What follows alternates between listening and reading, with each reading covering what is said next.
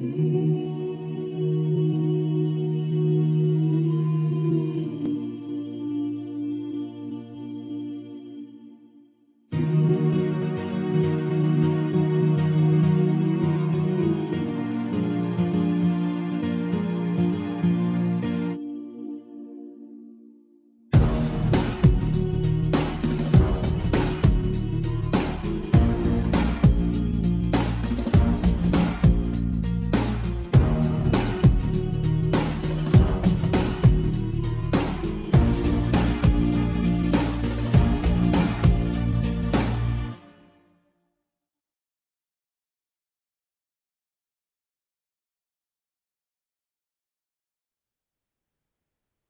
estimado telepensante, si hay algo que caracteriza estos tiempos turbulentos, extraños, de río revuelto, de tinieblas, es que nos cuesta mucho entender lo que está pasando.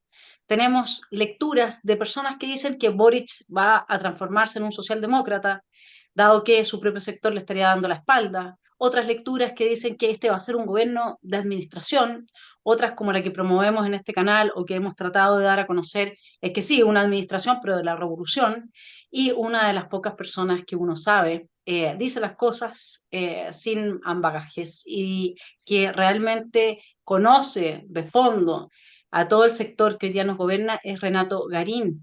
Él fue militante justamente de Revolución Democrática y se desempeñó como diputado de la República y luego fue convencional constituyente, un gran contendor o como uno podría decirle, no me gusta, adversario, digámoslo así, porque somos liberales, ¿no es cierto?, del avance del atrianismo dentro de la convención. Eh, Renato, gracias por estar en Esfera Pública y por abrirte a poder conversar de fondo en esta invitación que nos permita entender un poco quiénes son estos personajes, qué creen, creen que se están acercando ahora realmente a ese mundo maravilloso, ese paraíso en la tierra a través de su gobierno o se les escapó todo de las manos, ya no saben qué hacer. Realmente ayúdanos a aclarar un poco la película. Hola Vanessa, un gusto estar acá en Esfera Pública nuevamente. Mira, la respuesta más comprensiva con H del asunto tiene que partir, pienso yo, del momento que vive la cristiandad, ¿no? Así de amplio tiene que ser esto, ¿no? Y no es trivial que en el Vaticano esté el cardenal Bergoglio, ¿no? O sea que este momento, comillas, apocalíptico que vive la sociedad occidentales estén a la vez administradas espiritualmente en el Vaticano por un rey, por un papa que es argentino y que es peronista. Eso no es trivial, digamos, ¿no? O sea, una especie de peronismo global que vive espiritualmente Occidente, ¿no? Y en ese marco, en Santiago de Chile y en las principales capitales regionales, hay un gran poder desde siempre dormido en siesta de los jesuitas, ¿no? Y no de cualquier jesuita, sino de una interpretación muy soberana, muy propia de este espacio territorial, que es la teología de la liberación, ¿no? Ya ahí está Coque Costaduat, por ejemplo, ahí está Cristian Viera, que participó de la Convención Constitucional, ahí está Felipe Berríos, los discípulos que han tenido, ¿verdad? Y en la política, estrictamente en la política, esto es una tradición larguísima. O sea, yo en el libro que hice sobre la Convención Constitucional cuento la historia de que en los jardines del actual Congreso en Santiago estaba la antigua iglesia de la Compañía, ¿no? La iglesia de la Compañía de Jesús, la iglesia de los jesuitas, que era la principal nave de culto católico en Santiago de Chile en el plano, digamos, ¿no? O sea, era el lugar de reunión de las mujeres de élite en torno a los jesuitas. Y se incendia, se quema con las mujeres dentro, ¿no? Y desde allí para adelante, la influencia jesuita en Chile está asignada por la tragedia, por el naufragio, por el devenir dramático, ¿no? Cuando uno estudia a fondo la Unidad Popular, hay una hebra muy interesante que, dada la enorme inteligencia política que tenía Salvador Allende, él se da cuenta que para poder tener alguna aspiración de mayoría relativa en ese momento por el sistema electoral, necesitaba romper o quebrar a la democracia cristiana y traerse a los jovencitos de la izquierda cristiana y del MAPU con él, ¿no? Es decir, el bloque de Gumucio, por ejemplo, ¿no? Que es el abuelo de Rafa.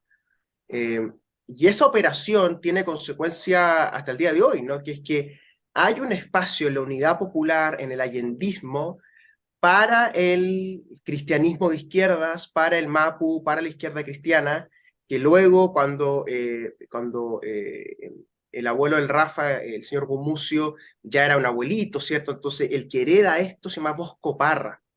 Bosco Parra, que fue un diputado de la izquierda cristiana, y a toda esta línea de los estudiantes en la Chile, y algunos en la católica, ¿no? Que sobreviven con los colectivos políticos en los patios mientras hay dictadura militar, se les llama el boscoparrismo, ¿no? Antes de que se vuelva a rearmar la izquierda cristiana, antes de que se vuelva a armar las células del MAPU, ¿no? El boscoparrismo, es decir, muchachos católicos de izquierda. Y de ahí, de esa hebra del boscoparrismo, viene, por ejemplo, Álvaro Elizalde, ¿ya? Que va a ser el candidato del PS ahora probablemente de la presidencia de la República, Fernando Atria en algún sentido, en la católica, Eugenio Tironi, ¿verdad? Carlos Monte, ¿cierto? Que son esta alianza entre la izquierda cristiana y el MAPU, ¿verdad? Que eran muy poquita gente, nunca lograron hacer un partido realmente, eran un micropartido, ambas cosas juntas incluso, pero tiene una influencia tremenda en este catolicismo de izquierda, ¿no? Y pienso que el gobierno de Gabriel Boric, sin duda, su filosofía política, si es que la tuviera, ¿sí? En la mejor interpretación posible, es la teología de la liberación. O sea, y eso está en una enorme cantidad de líderes, ¿no? O sea, por nombrarte otro. El presidente de Revolución Democrática, Juan Ignacio Latorre, iba a ser sacerdote, estuvo 2 años en el seminario para ser sacerdote. Cristian Viera, que ya te lo he mencionado, que fue bien influyente en la convención, fue el coordinador de la Comisión de Justicia, es el que inventa el asunto de los sistemas de justicia y no poder judicial. Él también iba a ser sacerdote, también estuvo 2 años, ¿no? Y hay otros personajes clave en la historia de Chile que también tienen esta biografía, es decir, cuasi curas, cuasi sacerdotes que eligen la política o que eligen la filosofía del derecho o un placebo similar, ¿verdad?, para rodearse de jovencita y jovencito y hacer una parroquia en una universidad o en un partido político. En otro libro de los míos, en El Lobby Feroz, yo hago la biografía de Enrique Correa, ¿no? Y la biografía de Enrique Correa parte de un muchacho Valle que se mete al seminario diocesano para ser cura y se sale. Y después descubre el freísmo y se mete a la democracia cristiana y termina armando el MAPU y quebrando el partido. Pero era originalmente un cura, ¿me entiendes? Entonces, hay algo aquí muy profundo, que es la vocación sacerdotal en estos líderes de esta época. Ahora una pregunta ahí, porque uno claramente ve en Atria, digamos, esa impronta, por aterrizarlo a lo que es el gobierno, y sabemos que Atria es uno de los ideólogos que más influye en el presidente. Pero todo lo que es esta deconstrucción Foucaultiana, que uno también la observa moverse en paralelo, en que se queman la iglesia que arde, es la iglesia buena, digamos, en que tienes a la Caramanos con una impronta y todo este feminismo, una impronta totalmente antieclesiástica, porque justamente la iglesia vendría siendo como el ícono del patriarcado, ¿no es cierto? Y por otra parte tienes a un presidente que no, que más bien parece ser un agente que destruye instituciones, que alguien que respeta instituciones y que está dispuesto a, no sé, pues a hacer la genuflexión propia de los creyentes. ¿Cómo dialogan esos dos mundos? Precisamente me parece que esa es la cesura cerebral del gobierno, digamos, ¿no? Tú lo que has descrito algo así como el hemisferio izquierdo del gobierno, que tiene que ver biográficamente con la lectura de Gramsci, ¿no? Estos muchachos de la Chile tenían un colectivo que se llama Estudiantes Autónomos, que parte el año 2002 en el patio de la Facultad de Derecho, en una toma que hay en el año 2002, contra la reforma de estudios que ocurre ese año, que se semestraliza el asunto, que se llena de pruebas el calendario, porque no te olvides que esta facultad, hasta el año 2001, solo se empezaba a estudiar cuando la enredadera del patio empezaba a florecer, es decir, después del 18 de septiembre. Se hablaba, tú te recuerdas, de las termas de Pío IX, ¿no? O sea, de un lugar que no se iba a estudiar, se iba a otra cosa, porque había muy pocas evaluaciones y muy pocas reprobaciones, ¿no? A partir del año 2002, Antonio Bascuñán Valdés, que había sido el decano designado por Pinochet el 74, él gana el decanato el año 98 y arma una reforma al currículo que recién aplica el 2002. Y ese momento es clave, porque ahí nace este colectivo de estudiantes autónomos. ¿Autónomos de quién? Del PS y del PC, básicamente, en líneas gruesas, ¿no? Y a partir de ese colectivo, lo que era la antigua zurda del campus Gómez Millas, liderada por el trío de Carlos Ruiz Encina, ¿cierto? Zurda con S, ¿verdad? Ese colectivo que hubo en los 90, muy influidos también por dos académicos de apellidos inconfundibles. Uno es Grinor Rojo, muy influyente en el campo Gómez Milla, Grinor Rojo, y el otro es Rodrigo Baño, que Rodrigo Baño también es muy influyente en el campo Gómez Milla, ¿no? Los muchachos al menos pasan todos por un curso de Rodrigo Baño en la carrera, ¿no? Y esta cultura política de Gómez Millas captura, por así decirlo, se asocia, es un joint venture con los estudiantes autónomos de Derecho en la Chile. Y ahí pasan a llamarse Izquierda Autónoma, ¿no? Y ahí viene Gabriel Boric en el paquete. Gabriel Boric es un muchacho que viene de Punta Arenas, de un colegio bastante elitista de Punta Arenas, algo así como un Grange de Punta Arenas, ¿no? Un British School. Todos estos British Schools son imitaciones, contémosle a la teleaudiencia, de Eton College. Eton College es un college muy, muy famoso en Inglaterra, de altas élites, donde estudian en general los primeros ministros. Ahí estudió Cameron, ahí estudió Boris Johnson, etc. Y en Latinoamérica hay imitaciones de estos colegios británicos a escala latinoamericana, ¿no? En Buenos Aires está el famoso Colegio Cardenal Newman, ¿no? Que es el Colegio Mauricio Macri, por ejemplo, ¿no? Y de grandes personalidades porteñas, ¿no? Un colegio de porteños, ¿no? Y acá en Santiago hay imitaciones como el Grange, Santiago College, ¿verdad? Y otros más, ¿no? Y en provincias hay imitaciones de las imitaciones, ¿correcto? Y entonces Boric fue una especie de Grange de Punta Arenas, ¿no? De clases medias aspiracionales, ¿verdad? Pequeño burguesa, con los padres y las madres en general incrustadas en el aparato del Estado, ya sea en la ENAP o en algún otro servicio público. Son inmigrantes croatas, de estas islas croatas, ¿verdad? Islas croatas que, dato importante, son católicas hasta el día de hoy, ¿no? Y de ahí viene el catolicismo croata, ¿no? Y ese catolicismo croata está, por ejemplo, en el tío abuelo de Gabriel Boric, que es el obispo de Punta Arenas, ¿no? Cardenal de Punta Arenas, no sé cuál fue el cargo, ¿no? Pero fue un cura muy importante en Punta Arenas y probablemente él lo vio hacer misa desde muy chico, ¿no? Y aquí viene el asunto, ¿no? Si tú escuchas los discursos de Gabriel Boric y le pones mute, ¿ya? La gestualidad de Gabriel Boric es la de un sacerdote, porque hay mucho cura a su alrededor. La madre es católica practicante de un catolicismo de estos que se llaman carismático, ¿no? En la revista El Sábado del Mercurio exhibió la gruta que tiene en la casa. Es decir, hay un catolicismo croata muy propio de su cultura, muy propio de Punta Arenas, de la que Gabriel Boric se declara agnóstico, pero es un pez en el agua, digámoslo así, ¿no? Es como que yo evitara la cultura guasa de Melipilla, aunque me sienta ilustrado, comprende, uno lo tiene en la sangre, o como que tú evitaras ser alemana, comprende, es lo mismo. Entonces Gabriel Boric tiene este factor de que viene de la línea de un catolicismo croata practicante en su familia, carismático, de esto viene su magnetismo, ¿sí? Esta cosa profética en Boric, ¿no? En segundo lugar, bebe del gramscianismo de Gómez Millas, de un lector de Gramsci muy particular, que es Carlos Ruiz Encina, un personaje muy inteligente, que había formado este colectivo La Zurda, que captura a estos autonomistas de derecho y que descubren a este muchacho magnético de Punta Arenas como quien descubre un tesoro, ¿cierto?, en el medio de un pantano, ¿cierto? Y lo terminan aupando, ¿verdad?, a la presidencia de la FECH. Y esa es la tercera hebra, que es el movimiento estudiantil. Pero Gabriel Boric jamás fue de la izquierda termocéfala del movimiento estudiantil, porque a la izquierda de los autónomos siempre estuvo el Frente Estudiantil Libertario, el SOMO, el VAMO, el Queremos, todos estos colectivos de izquierda que han aparecido en la Chile, a la izquierda y el PC, y a la izquierda los autónomos. Porque no te pierdas, los autónomos le caen mal durante mucho tiempo a los patios de la Chile porque son muy cuicos.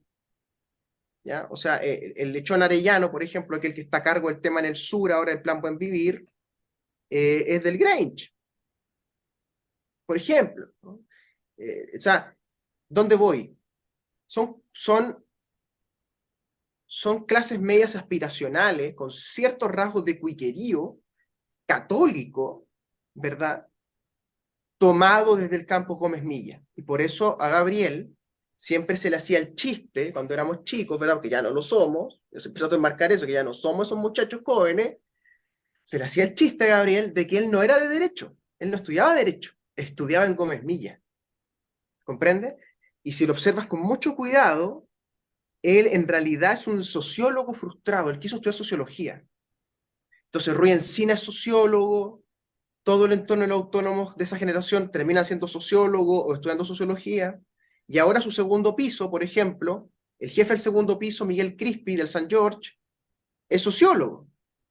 Su jefe de gabinete, Carlos Durán, es sociólogo. Luna Folegati de los estudios del segundo piso es del campo Gómez Milla, educada por este mismo grupo. Ella estudió filosofía, pero educada por los sociólogos. De hecho, ella es la capitana del feminismo en el gobierno, Luna Folegati. Después, en el Ministerio de Justicia, un ministerio hecho, Vanessa, teleaudiencia, para abogados. Es un ministerio de los abogados. ¿A quién colocó? A Marcela Río. ¿Cuál es la profesión de Marcela Río? Socióloga. Entonces, ¿qué ocurre? El gobierno de Boric tiene una epistemología propia, que es la sociología de Gómez Millas. ¿Comprende? Entonces, aquí están las tres hebras. Yo creo mucho en las triadas, ¿no? Hay tres hebras claras. Catolicismo croata, muy particular, muy magnético, muy carismático, muy de las islas croatas. Las islas siempre son lugares de mucho mito, de mucha leyenda, ¿no? Muy cargada espiritualmente, ¿no? De mucho relato oral, ¿no? Él bebe de eso, ¿no? Gramsci, ¿sí? Muy presente Gramsci en el asunto, ¿no? Es el filósofo de cabecera de todos estos cabros. Es una estética lo de ellos, ¿sí? Siempre la estética, el cómo se ve el mono, ¿verdad? Y el movimiento estudiantil, como causa, como marcha, ¿no? Y no es trivial el tema de la marcha como gran puesta en escena, como gran práctica. ¿Quién inaugura las marchas? Jesucristo, cargando la cruz, ¿no? Entonces, no estaremos, pregunto de vuelta ahora yo, no estaremos en ese momento donde Boric en su marcha con la cruz es vilipendiado por el pueblo de Dios hasta llegar a ser colgado en la cruz. Un poco como Allende, ¿no? Un poco también lo de Balmaceda, ¿no? Un cierto martirilogio teológico político, ¿no? Pero cuando tú revisas la literatura de Fernando Atria es esto lo que piensa, digamos, él piensa así la política. Chantal Mouffe, en otra clave, ¿no? Sí, ahora uno diría, los sociólogos, tú me puedes corregir, pero eh, yendo a cuáles son sus metateorías, son esencialmente ingenieros sociales, digamos. O sea, ellos diseñan sistemas o analizan sistemas y a partir de eso buscan ordenar institucionalmente las sociedades con ciertos fines que ellos consideran superiores y en este caso sería un fin, si es que cruzamos esa sociología con el carisma religioso, ¿no es cierto? Sería un fin escatológico, un fin utópico, etcétera.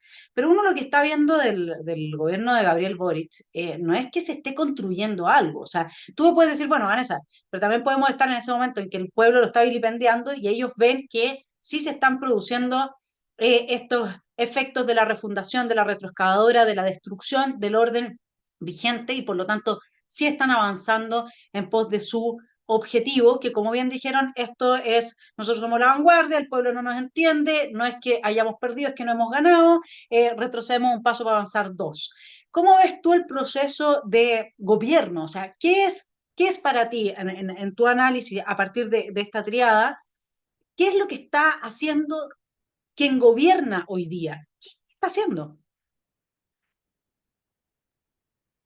Una estética. Él es una puesta en escena. la rodilla puesta delante de la señora que perdió a su hijo carabinero.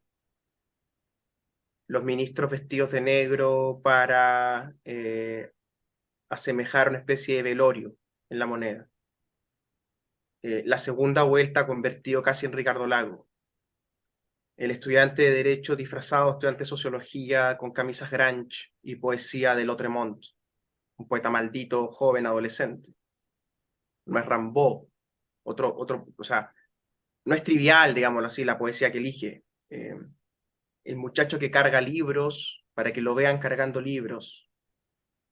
El diputado que desafía el código de vestimenta de la Cámara de Diputados para que lo vean desafiando el código de vestimenta. El presidente que no utiliza corbata. El presidente que va a las ceremonias oficiales con trajes beige. El presidente del Centro de Estudiantes de Derecho, año 2009, que se presentaba a las reuniones en traje de baño. El muchacho de primer año que llegaba con un abrigo que le tocaba el suelo. ¿Qué quiero decir? La puesta en escena como mandato de vida, ¿no? Y esto es Gramsci. O sea, la interpretación más banal, más vacía, más plástica que uno puede hacer de Gramsci es esto, ¿no? Pablo Iglesias con su coleta, pues, lo mismo. Su camisa cuadrillé y su coleta, digamos, y se va perdiendo el fondo. ¿Cuál es el asunto acá? Que es que son malos gramscianos, porque Gramsci era un marxista y entendía que la dimensión estética del asunto, la campaña electoral, la guerra de movimiento, la guerra de posiciones, el atrincheramiento, en fin, todo lo que piensan los cuadernos de las cárceles, que además están editados, y en fin, hay toda una discusión gramsciana de gramsciólogos, no de gramscianos, ¿verdad? Igualmente en Gramsci hay lucha de clases, igualmente en Gramsci hay programa marxista para apropiarse de los medios de producción, ¿no? Eso acá no está, evidentemente, ¿no? Lo que sí hay, y en este sentido hay que conceder que eso existe, es una agenda de medios, ¿no?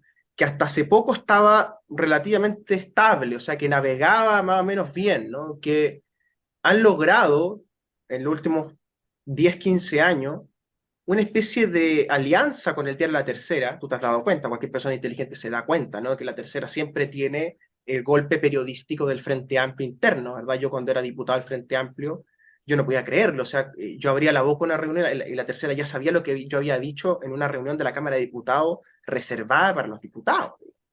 Es porque teníamos diputados que le contaban todo a La Tercera, ¿no? Y así por delante, o sea, tienen una especie como de vanguardia comunicacional artística muy bien cementada, ¿no? Con la que se han unido por vía de matrimonios, de cama, de familia, de pega, de viajes, ¿verdad?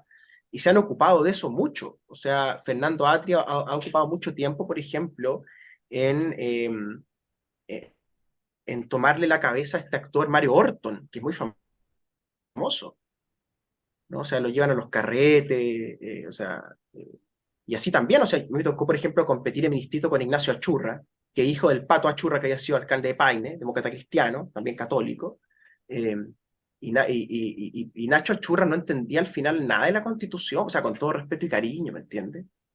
Pero lo llevaron porque es actor de teleserie mega con 20 puntos de sintonía en estas teleseries que duran 5 años ahora. Las verdades ocultas, las leyes de Baltasar y estas teleseries de ahora que son eternas, ¿no? Y es súper difícil electoralmente competir con un actor que está todos los días en el aparato mediático.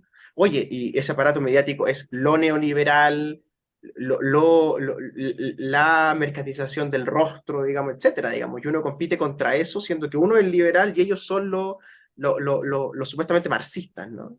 Entonces, a lo que voy, es una estética que cuando uno descorre el telón, no hay nada más aparte de la estética. Pero eso no quiere decir que no tenga fondo, porque para ellos la estética es el fondo. Es una epistemología distinta, ¿me entiendes? Y esto explica, por ejemplo, más detallitos que te van explicando el asunto.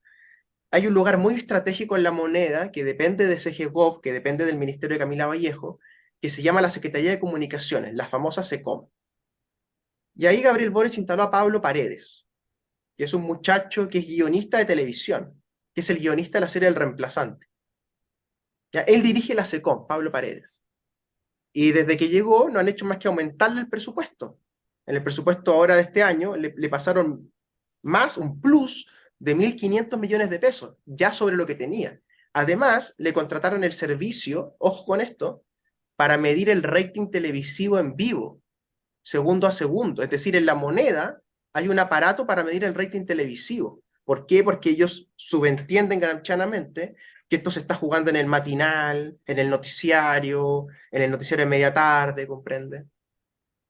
Entonces, esa aparente falta de narrativa o de relato es en realidad un gramscianismo extremo, absurdo quizás, donde la estética gobierna a los personajes.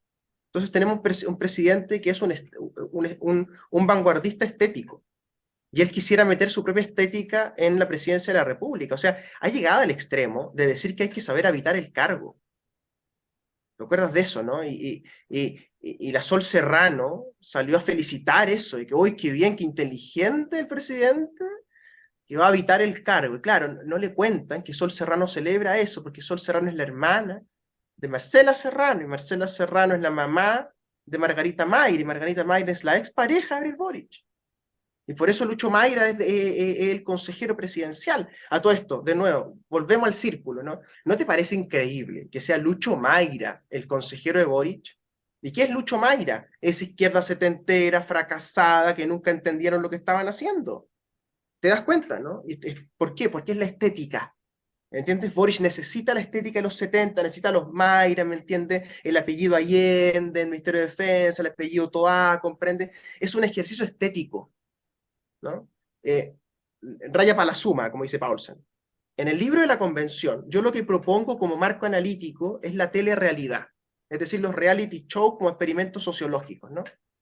Yo sostengo que la convención 1, la fracasada, fue un reality show, fue una experiencia de telerrealidad.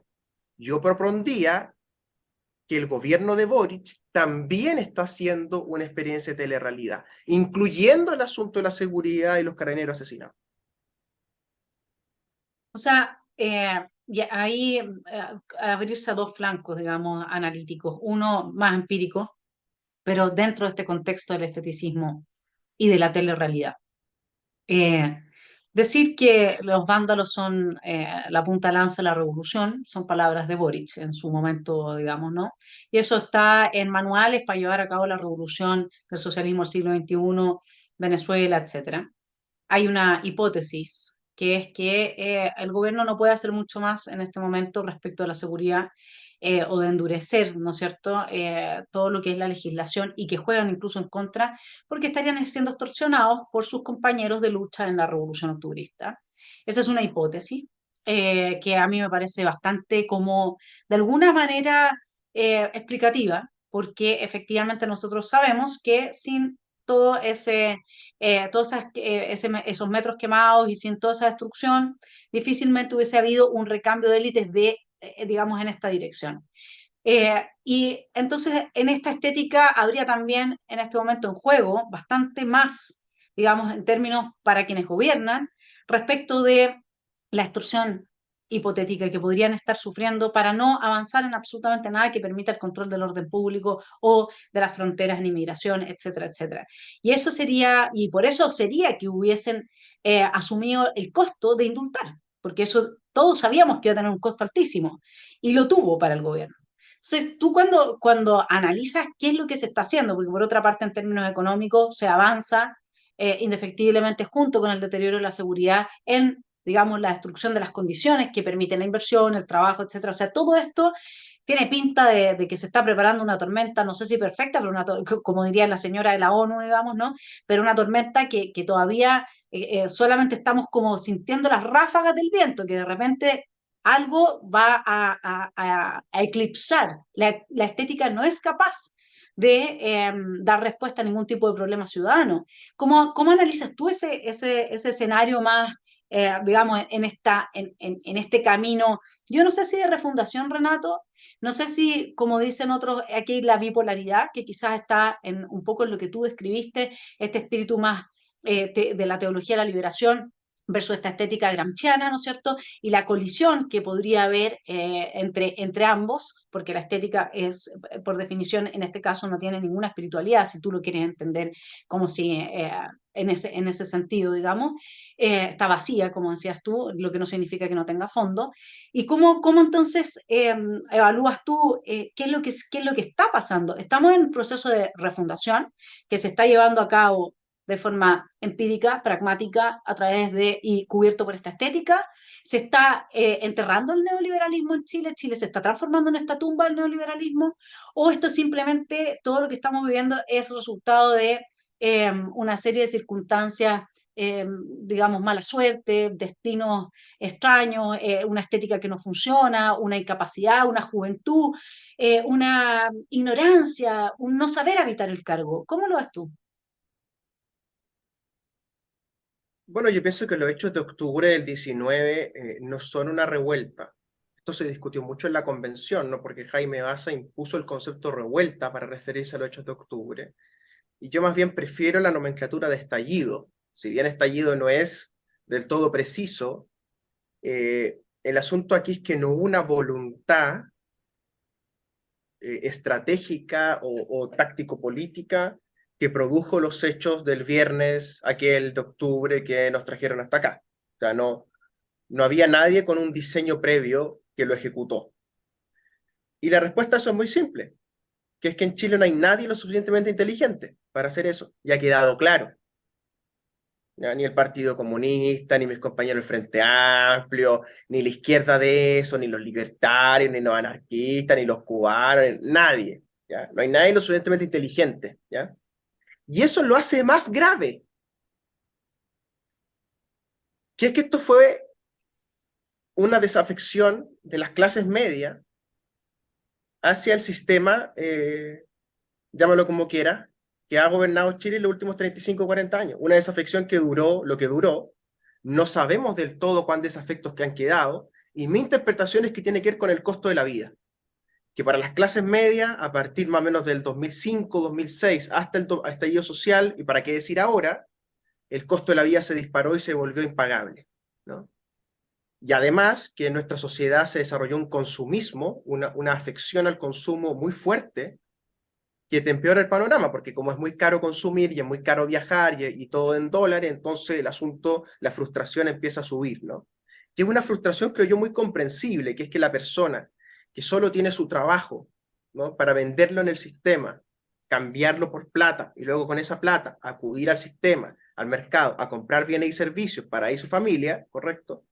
Pagar lo hipotecario y todo, siente que el valor de su trabajo es muy bajo en relación a los costos que paga en el supermercado. Es decir, que lo que él hace para el mercado vale muy poco respecto a lo que él tiene que pagar luego en el supermercado y la farmacia específicamente, ¿no? Entonces, obviamente, la clase media con esa situación material le va perdiendo el afecto al sistema que le paga poco y que le cobra mucho, para decirlo en rigor, digamos. Y si le colocas colusiones, financiamiento de la política ilegal, Ponce Lerú, Marco Enrique, Andrés Vela, todo lo que ha pasado esta última década, digamos, el cóctel era mortal, visto en abstracto, ¿no? Súmale además que en el mundo viene el ola, ¿cierto?, de protesta social en todas partes. Macron ha estado contra las cuerdas el último mes y medio, por ende no es algo propio de Chile. Ahora, dicho todo eso, mi impresión es que el debate político chileno que estamos llevando a cabo es irrelevante. ¿En qué sentido? Primero, a nadie le importa mucho realmente, ni siquiera a las personas que participan del debate. Lo que les importa es hacerse conocidos, que es distinto a tener la razón o hacer un punto, ¿correcto? Y por eso programas como Sin Filtros son tan exitosos, porque van muchas personas a hacerse conocidos, comprende, a gritar, a decir guay, guay, ¿cierto? Para quedar en el registro, sin qué importa lo que dijiste, si después se olvida. Como hay tanto contenido, después se olvidó, pedimos perdón. Eh, y en segundo lugar, esto es como un barquito de papel, digamos, en el océano, y el océano es el cambio imperial. Y es un cambio imperial donde ni tú, ni yo, ni ningún ciudadano chileno tiene nada que decir, porque ya los chinos tienen el 52% de nuestra balanza comercial. Y ya los Estados Unidos abandonaron estos territorios hace rato y sus preferencias están en Afganistán, en Irak, en hacer explotar la plataforma Nord Stream con el gas en Europa. Esas cosas son los americanos. Los americanos no están ocupados de que Chile no tenga estallidos sociales, ¿entiendes? Entonces, la pregunta que yo me hago de vuelta es, bueno, ¿cuán relevante es esta discusión en Chile? Si ya está claro que los chinos son materialmente los dueños de nuestra balanza comercial, ¿y cuán relevante es el cambio político entre coaliciones y entre gobernantes si la situación material en el fondo ya está dada? Entonces, en el fondo elegimos entre gerentes, comprende, casi entre sheriff, entre gerentes de seguridad. Y en ese plan, obviamente, el Frente Amplio y mi generación, tal como tú lo dices, que son y somos más estéticos, no tenemos mucho que hacer frente a los problemas materiales reales. Seguridad, delincuencia, narcotráfico, inflación, bajo crecimiento, porque eso no está en el manual gramsciano, ¿comprende? Obviamente que no. ¿Me entiendes lo que te digo? Entonces, ¿no será pedirle pera al olmo? ¿Me entiendes? Y además, obviamente, agrégale a eso que Gabriel Boric y los muchachos que están en la moneda, Boric, Crispi, hasta hace poco estaba Matías Mesa, la Luna Folegatti, el Carlos Durán, en fin, Jackson, la Camila Vallejo, ¿cierto? Ahora la Nicole Cardoch, en fin, han hecho sus carreras armando tomas y movilizaciones.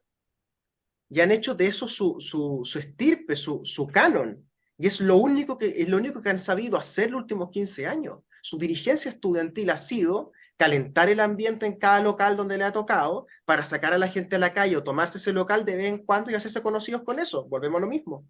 Entonces, ¿con qué ropa van a ir ellos a decirle a las primeras líneas, digamos, si lo oye chiquillo, así no? ¿Me entiendes? Porque ellos hicieron el negocio pequeño burgués, la elite, de las tomas, ¿cierto? La movilización, etcétera, y estos otros están en la lucha popular armada en las calles.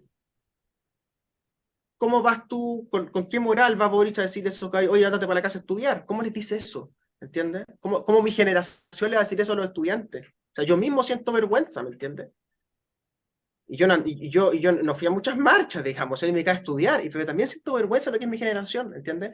Y eso, que ya está muy claro, te impide gobernar, te impide ejecutar un programa, te impide hacer gobierno, ¿entiendes? Entonces, en algún sentido, el gobierno está terminado. Terminó el 4 de septiembre.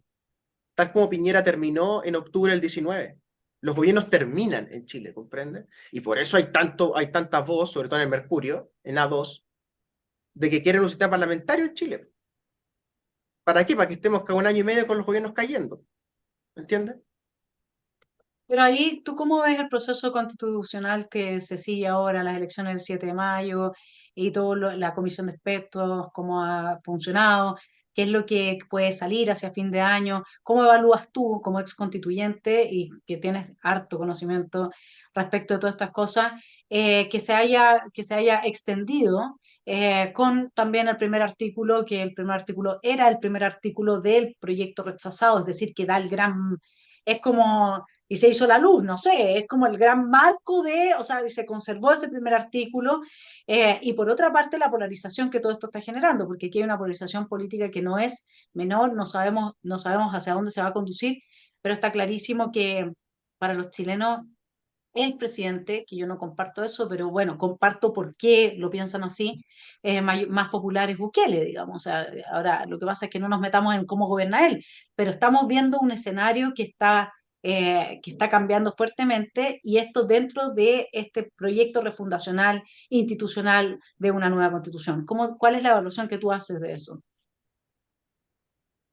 Mira, algo divertido de lo que se escucha en los matinales es que hay como una pregunta típica de los animadores, que es, ¿usted no encuentra que hay mucha ideología en la política chilena? ¿Sí? Y la respuesta en estricto rigor, que no se puede dar obviamente en el matinal, es no, no hay ideología en la política chilena. Yo pregunto, ¿cuál sería la ideología en disputa? ¿Cuál? ¿No? Porque si somos estrictos, más o menos desde Diego Chalper hasta Telier, uno escucha lo mismo, que es social cristianismo, falangismo. Y Diego Chalper lo presenta en calidad de genio, ¿ah? Promovido por Carlos Larraín, promovido por Juan Sutil y otros millonarios de la zona de Rancagua. Dicen que Chalper es poco menos que el nuevo intelectual, porque propone exactamente lo que decía Frei Montalva en los 50. Esto es el libro de Chalper. Y todo pasado por el sedazo RDA, porque su familia es RDA, ¿cierto? Y con la admiración a Merkel, que es propio del tercermundismo chileno, admirar, ¿cierto?, los gobernantes extranjeros. Bueno, ¿cuán distinto es el Estado social y democrático de derecho de Diego Chalper a la sociedad que está proponiendo el Partido Comunista? ¿Cuán distinta es? No mucho, porque es lo mismo, y eso habla mal de Chalper y mal del Partido Comunista, porque los comunistas no están siendo comunistas y Chalper no está siendo de derecha, ¿comprende? Entonces, en esta confusión intelectual, porque es una confusión intelectual, te das cuenta, cualquier persona inteligente que tiene un mínimo de entendimiento conceptual se da cuenta que hay algo raro. Bueno, ese algo raro es el catolicismo chileno, ¿no? Chalper es un católico. Marcos Barras, el comunista, es un católico también. Ricardo Montero, el jefe de gabinete de la TOA, discípulo del cura Berrío, católico. Ya describimos a Boris, ya describimos a H, a Cristian Viera. Entonces el catolicismo es una enorme nave que te permite hacer una especie de partido transversal. ¿Escuchaste idea, no? El partido transversal. Entonces, en el fondo, la gran ideología en Chile es el social cristianismo. ¿Ya? Los republicanos son un poco más de derechas porque son más católicos todavía, comprende, más Vaticano Voitila, ¿cierto? Y estos otros son más Vaticano Bergoglio, pero son todos más o menos lo mismo. Ya. Dicho eso, entonces, es obvio que van a tener los votos y las mayorías y los consensos y la chuchoca, que les gusta la chuchoca, es impresionante, con el asunto del Estado Social y Democrático de Derecho. Porque ese no es un ideal socialdemócrata ni un ideal social liberal, no, es un ideal social cristiano. Ese es el proyecto freísta original, ¿me entiendes? Una especie de corporativismo, una cosa ahí donde el Estado, ¿cierto?, está como arbitrando al medio, ok. ¿Y en qué se traduce eso materialmente? En gasto público. El Estado Social Democrático de Derecho, como lo plantea Chalper, como lo plantea el PC, que es muy parecido, es carísimo. Es carísimo. Y la diferencia de la derecha en esto con la izquierda es que la derecha quiere que en el modelo ese subsistan los principios subsidiarios, ¿verdad? Para que se mantengan sus colegios subvencionados, sus universidades, ¿verdad?, precordilleranas, la FP y la ISAPRES con algún diseño constitucional que no vengan a deslegitimarla en los próximos 50 años. Y ese es el debate. Pero esto, lo que están soñando es carísimo. Imagínate un sistema educacional, un sistema de salud, las pensiones, la vivienda, faltan 600.000 viviendas en Chile. Entonces la plata no alcanza, ¿comprende? Entonces es un horizonte, es un sueño, ¿me entiendes? Sustentada en el gasto, porque el asunto es gastar, métale, métale, póngale, póngale. ¿Me entiendes? Son adictos al gasto público, desde Chalper hasta el Partido Comunista, y algunos republicanos también, porque el estatismo se les mete ahí, pero hasta adentro, ¿no? Son amantes de diversas maneras de gasto público, pero gasto público al fin. Bueno, cualquier persona que sabe matemática se da cuenta que eso es inviable, porque Chile es un país clase media pobre, que ya está gastando 80.000 millones de dólares Boric por año, y que estos sueños, según Landerreche, un economista del PS, cuesta entre 5 y 10 puntos del PIB, es decir, entre 15.000 y 30.000 millones de dólares más en régimen. O sea, tenemos que gastar todos los años, en vez de 80.000, 100.000 o 120.000 millones de dólares. Para ponerle una dimensión a eso, Vanessa, estamos hablando de que la fortuna de Andrónico Luxic son 20.000 millones de dólares. Y el Estado de Chile se gasta 4 veces la fortuna de Luxic en un año. Ya estamos hablando de que en el periodo de Boric, en los 4 años de Boric, Boric se va a gastar 16 veces el patrimonio de Luxic, es decir, 320.000 millones de dólares. ¿Ya? Y este Estado le faltan 600.000 casas, no pavimenta las calles, ¿ya? No tiene para pensiones dignas, ¿ya?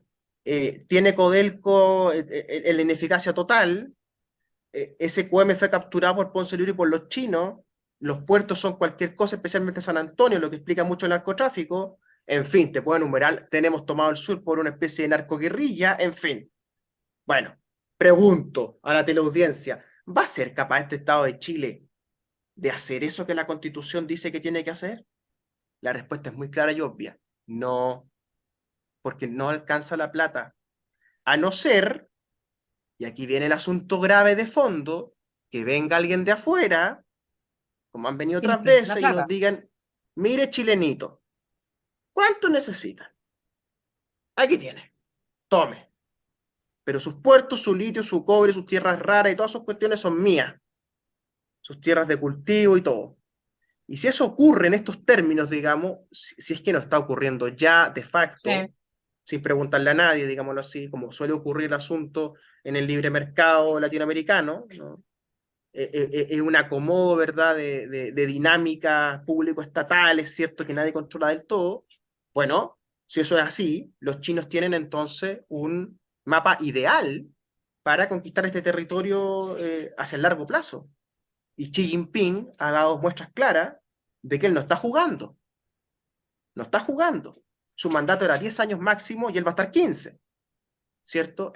Hace muchos años que un líder chino no iba a Moscú en visita de Estado de 5 días, él fue a Moscú visita de Estado mientras hay una guerra con Ucrania y se besuquearon con Putin delante de todo el mundo, ¿cierto? ¿Tú crees que Xi Jinping no sabe la situación de Chile, de Argentina, de Perú, de Bolivia? ¿Tú crees que no se da cuenta que se puede quedar con el cono sur en 10 años? ¿Y si tú fueras los chinos, no lo harías a claro, favor y de lo tu mismo con pueblo? África.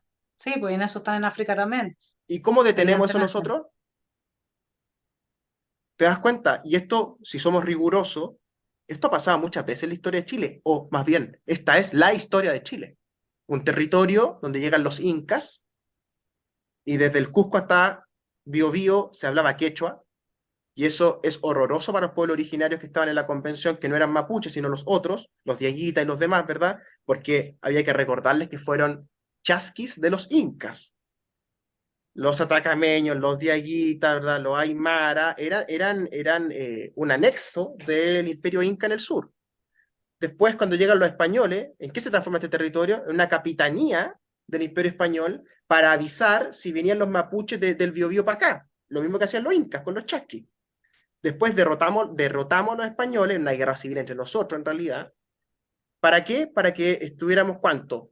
Como 50 años haciendo expansión hacia el sur y hacia el norte, quedándonos con los territorios de los indígenas, quedándonos con los minerales de los bolivianos y de los peruanos, y llegaron los ingleses. Y los ingleses capitalizaron toda esa cuestión, todo, todo, todo. ¿Hasta cuándo? Hasta el 29, cuando dejaron Humberstone, que era la mina de salitre más hermosa del mundo, la dejaron abandonada porque no lucraban un peso en Humberstone, y ahí está abandonada hace un siglo. Se fueron los ingleses, ¿y qué vino en Chile? El desgobierno. Vino la inflación, vino las mini dictaduras, ¿verdad? En fin, los sueños escatológicos que desembocaron en el golpe, ¿cierto? 40 años de locura. ¿Quién vinieron ahí? Los yanquis. ¿Y los yanquis qué hicieron? Se quedaron con el cobre estratégico, ¿cierto? Para hacer sus catos y sus cuestiones. Y ahora va a pasar lo mismo con los chinos, pues. Es un quinto imperio en el fondo, de un territorio que siempre ha sido imperial. Entonces, en algún sentido, no vale la pena angustiarse por lo que pasa en Chile, ¿eh? Porque en el largo plazo somos todos chinos, comprende lo que te digo, ¿no? Bueno, está bien, yo respeto la hipótesis y además porque es una hipótesis muy plausible. Sin embargo, me revelo, mi espíritu no lo va a aceptar nunca y no voy a ser nunca China y sobre todo porque además eso significa perder la personalidad jurídica, los derechos políticos y nosotros hasta el día de hoy tenemos sin duda una diferencia sideral con lo que es un ciudadano chino en términos de libertades de toda índole, digamos, por lo menos hasta hoy. Pero ojo, Entonces, ojo, yo creo, Vanessa, que lo que van a hacer, o sea, si yo fuera chino, respetaría ese modelo de libertades occidentales de Latinoamérica, respetaría las constituciones políticas y en ese marco me apropiaría igualmente de los territorios, de los minerales y de los recursos estratégicos y de los puertos.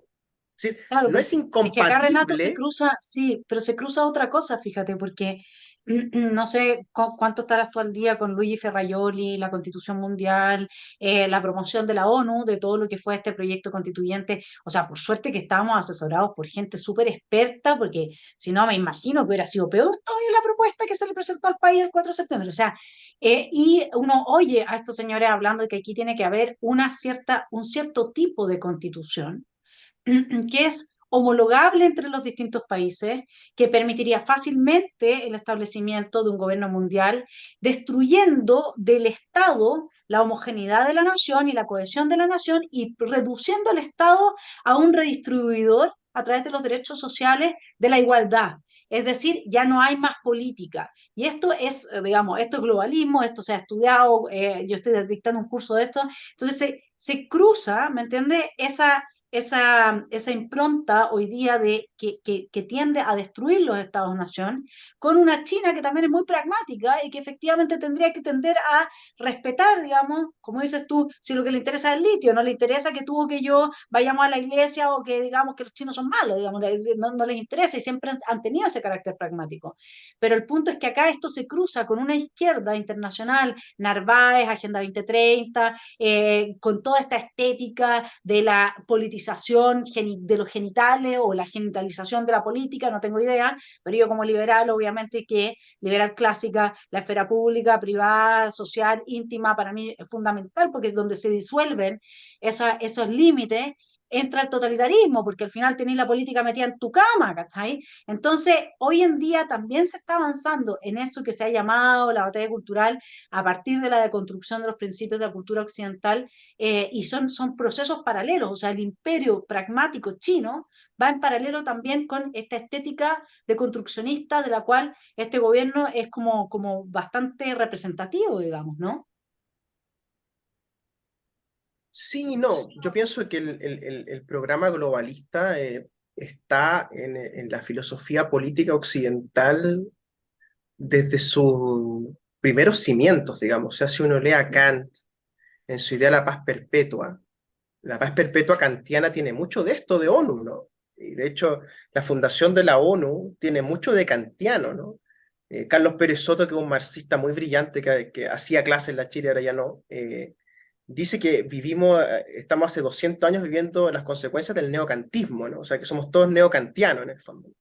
Y cuando tú leas Rawls, que está muy de moda, ¿no? en los liberales de izquierda, también tiene esta idea de law of the peoples, ¿no? El derecho de las gentes, ¿no? Que suena mucho a esto de una constitución global, ¿verdad? O una agenda global de los derechos humanos, ¿verdad? Y también hay algo ahí también de naturalismo, ¿cierto? Una especie de naturalismo como una apelación a una especie de naturaleza humana compartida, occidental, ¿verdad? Que necesitaría entonces una constitución propia, pero a la vez lo que nos condena es también lo que nos salva, ¿no? Porque Occidente ya no está en condiciones de gobernar materialmente el planeta, ¿no? Y entonces, aunque tuviéramos esa constitución, aunque fuera exitoso ese plan, China, India y Rusia se quedan afuera de eso de por sí, digamos, ¿no? O sea, a los rusos no los mete en esto ni por si acaso, porque ellos ya huelen OTAN y ya te declaran la guerra, digamos, ¿no? Ya nos quedó clara esa parte, ¿cierto? O sea, huelen la OTAN a 20 metros y ya guerra. Los indios tienen su sistema de creencias completamente propio y inconmensurable con el nuestro, ¿verdad? Y los chinos ya lo hemos descrito, ¿no? Y todos esos tres grupos, India, China y Rusia, ya le haces el peso al resto de Occidente, digamos, al menos en número, ¿cierto? Por ende, yo creo que el decaimiento material de Occidente hace inviable algo así como un gobierno mundial a la occidental, ¿no? Porque materialmente no estamos en control del proceso productivo en el planeta, lo tienen ellos el control proceso productivo, ¿no? Evidentemente. Y además la agenda espacial, que siempre la punta de lanza de esto, ¿no? Porque en el fondo, más conscientemente o más inconscientemente, estamos buscando otro planeta para mudarnos, la humanidad.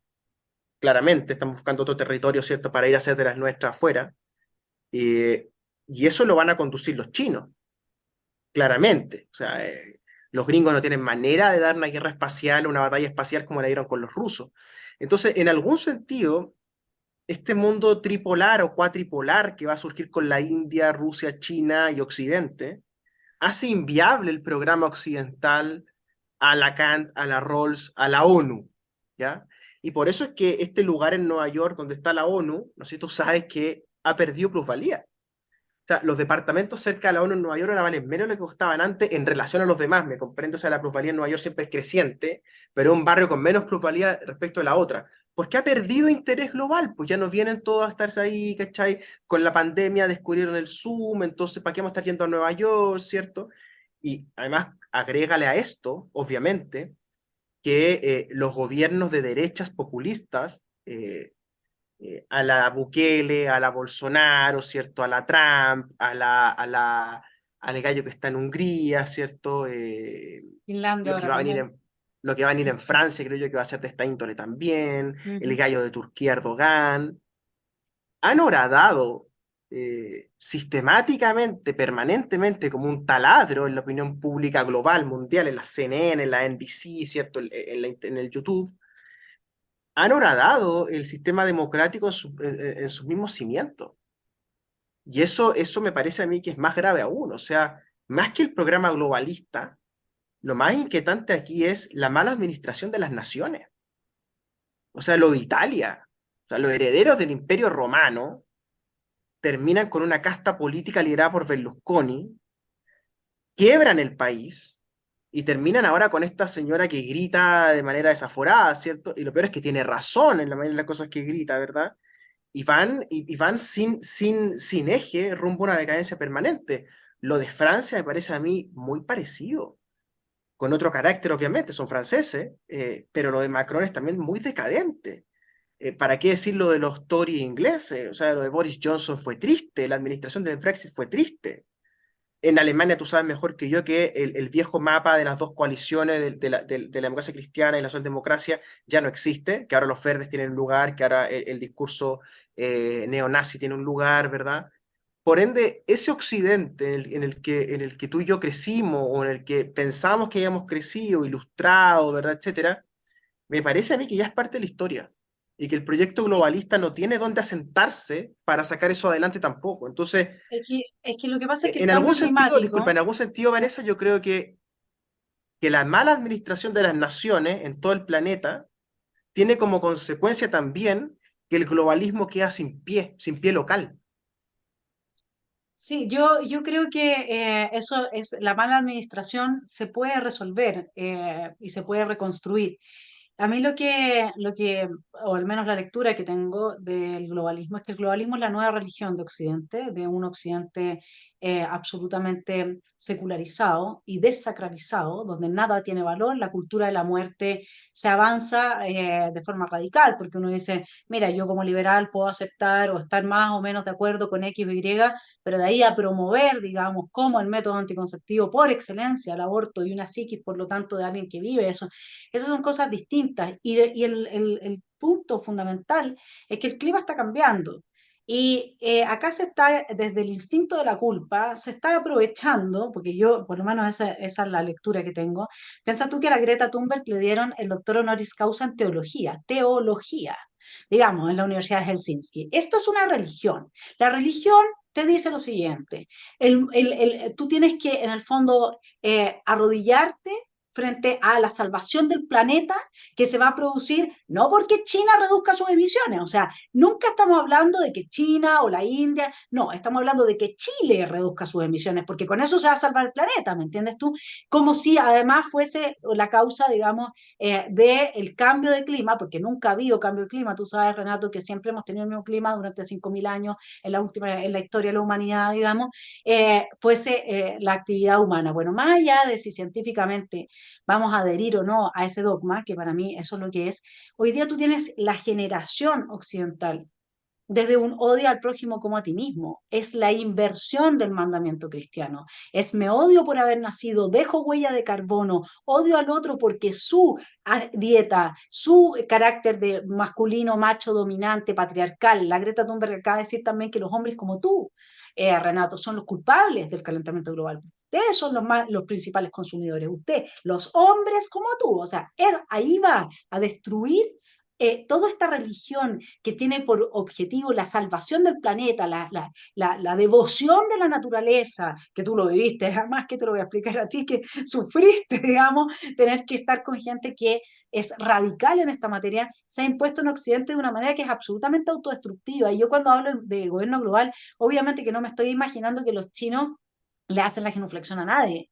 Lo que pasa es que detrás de la OMS, detrás de todo esto que está promovido por la ONU, por supuesto que está China, si la batalla cultural se da de distintas maneras, ¿no? Entonces, pero con independencia de eso, acá hay una religión secular materialista, una religión según la cual vas a tener que comer insectos, según la cual tú vas a vivir en ciudades de 15 minutos, esto hasta Jadwe lo ha venido a promover a Chile, según la cual los pobres van a estar en el metaverso, ahí tienes a la reunión de Girardi con Piñera en esta otra cuestión, entonces sí se está armando de alguna manera una especie de gobierno, comillas, no es global, incorporando todas las culturas, pero sí respecto a Occidente, con esta nueva religión secular en la que tu sola existencia es algo que tienes que poner en tela de juicio porque estás dañando el planeta por respirar y por comer, digamos. O sea, tú tienes ahí una actitud religiosa, secular, materialista, autodestructiva, clara en las nuevas generaciones. A ver, lo que tú estás describiendo teológicamente tiene que ver con el apocalipsis, ¿no? Es decir, estamos describiendo, todo esto que hemos descrito en esta conversación tiene que ver con una aproximación apocalíptica a la teología, ¿no? La idea de que estamos viviendo los últimos días de algo, ¿no? Y esto se llama en griego escatología, ¿no? El estudio de los últimos días.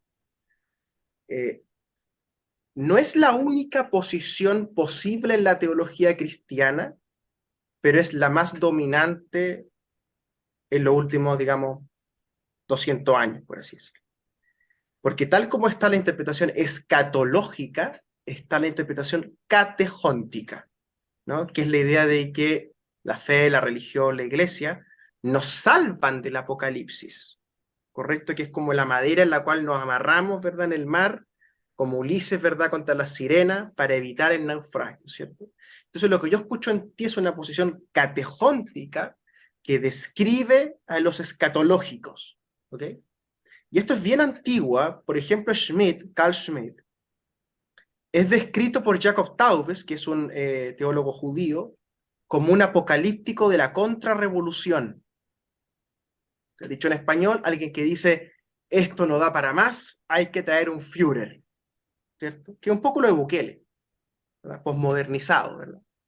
Y la otra posición es decir, esto no da para más, hay que hacer la revolución, compañero, ¿cierto? Eso es Walter Benjamin, esos son los marxistas, eso es Atria, eso es Boric, ¿no?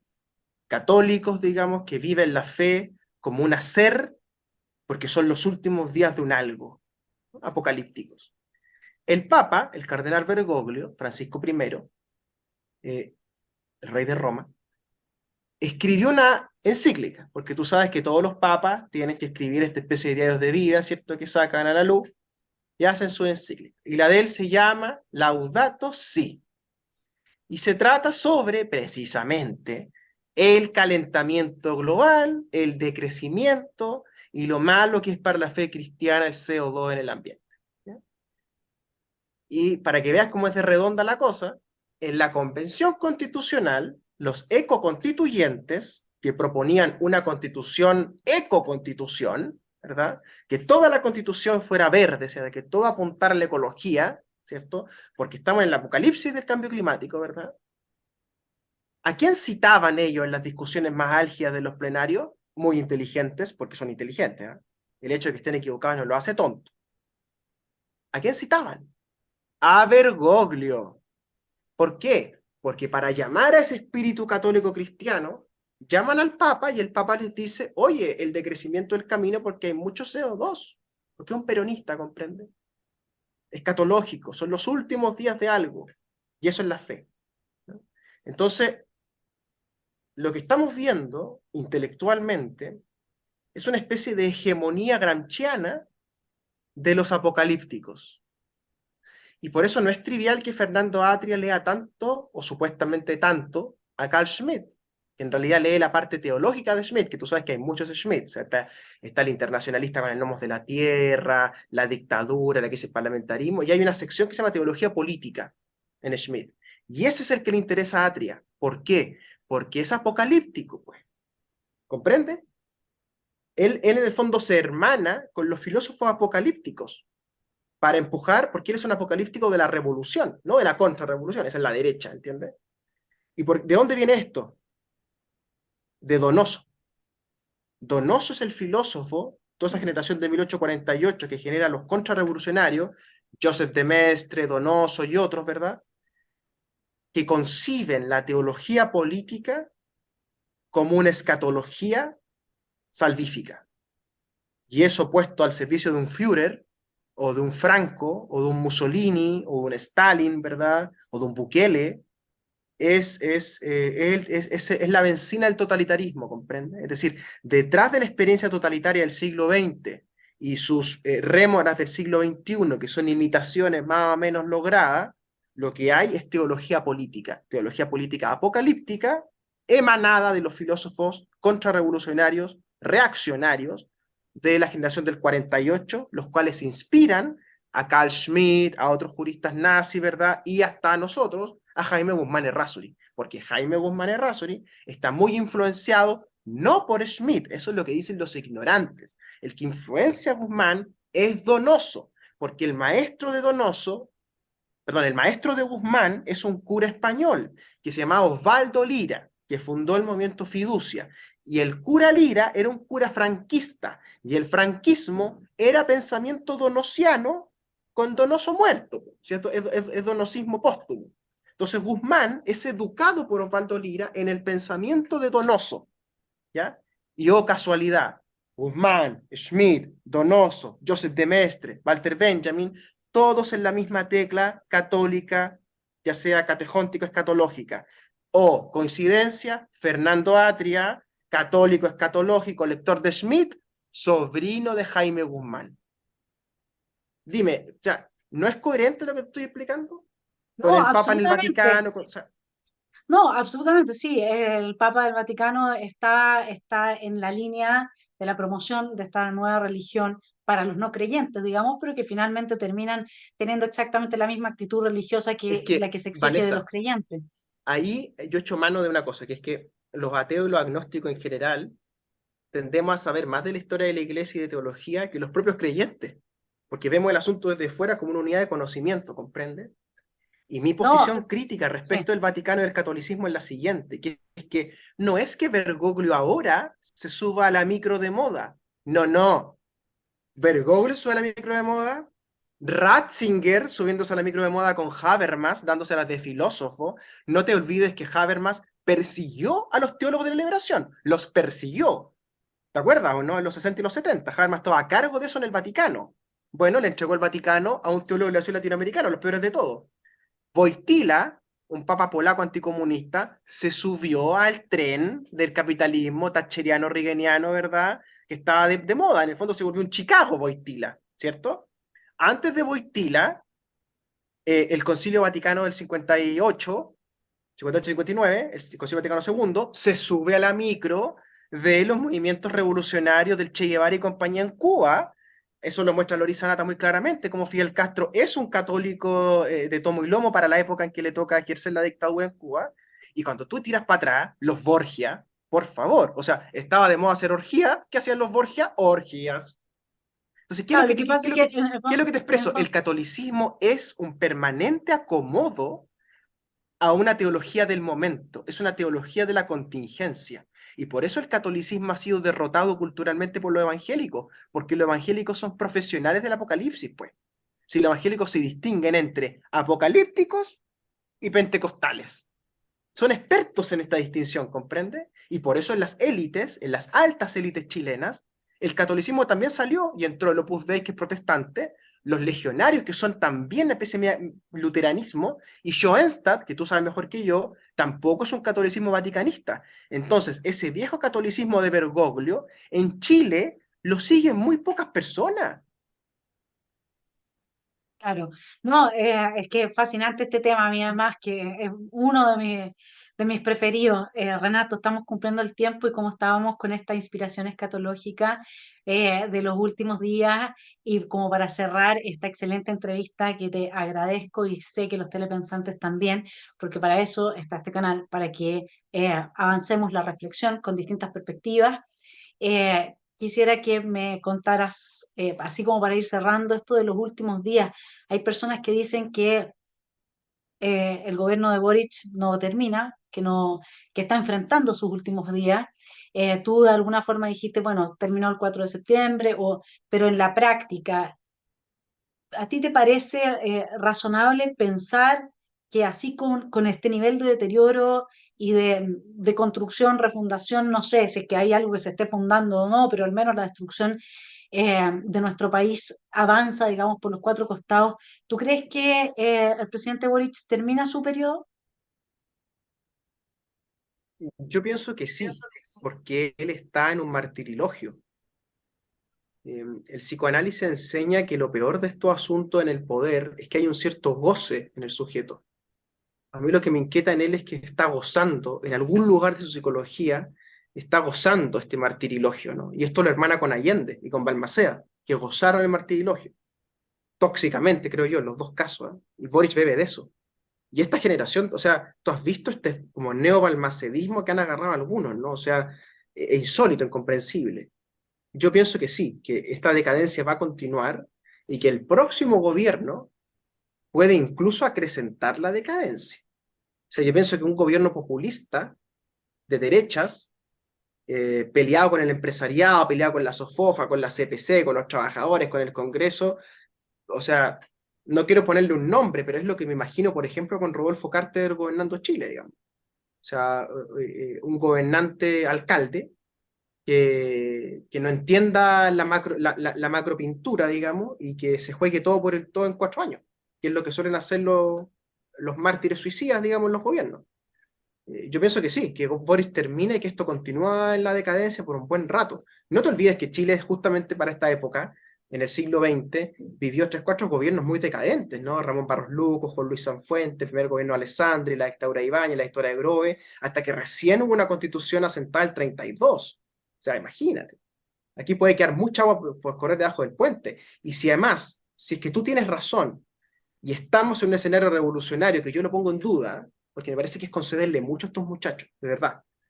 Puesto que es demasiada para ellos, digamos, ¿no? Pero si fuera así, sabemos por teoría la revolución desde Francia, Estados Unidos, en Inglaterra, que siempre hay un segundo momento, una especie de restauración, y luego viene un tercer momento autoritario, los Napoleones del asunto, ¿verdad?, que tienen las consecuencias, y después de eso, ¿verdad?, viene una especie de florecimiento republicano que suele ser nostálgico de lo que antes había de la revolución. O sea, sería como nostálgico de la concertación eso, ¿no? Y en eso estamos, po. Estamos en una especie como de entrevero de una especie de contraestallido, contrarrevolucionario, ¿verdad?, con el tema de la seguridad, para que venga un tercer momento. Yo creo que tu análisis de que puede caer un gobierno y terminar muy mal esto es para el tercer momento, y Boris está en el segundo momento. Por ende, yo pienso que el gobierno que venga es candidato a no terminar. Llámese José Antonio Caz, Rodolfo Carter, o el Evelyn propio Chalper, Matei. ¿no? O el propio Chalper, que yo creo que Chalper se va a inscribir a las primarias presidenciales y puede sacar votos, porque el socialcristianismo puede tener algún tipo de resultado de esta sociedad, pienso yo. Sí, Renato, absolutamente creo que se abren muchas posibilidades de acompañar estas reflexiones, así que espero que podamos seguir conversando más adelante. La tesis de la revolución, solamente así como para darte un feedback en eso, es porque yo he hablado con gente experta en inteligencia, etcétera. Lo que se hizo de quemar 70 estaciones de metro coordinadamente en un par de días, más el edificio Entel, y todo lo que significó este estallido, que tiene la parte que dices tú, efectivamente, tiene una parte que no tiene nada que ver con ninguna coordinación de nada, pero tiene otra parte en la que ya es sabido, los 3 informes que se le entregaron al presidente Piñera, advirtiéndole que esto venía con meses y semanas de anticipación y que quedaron ahí en el escritorio Espina y no se hizo absolutamente nada, y esos informes están. Y también lo que significa quemar un metro. Cuando tú hablas con una persona especialista en esto, te dice que esto es algo que tú tienes que planificar, porque no es llegar y echarle el acelerante al cemento. Tú tienes que ver dónde están los cables, es decir, los elementos dentro de una estación de metro que sí se inflaman e incendian con un acelerante. Y todo eso son meses de estudio, de ubicación, etcétera.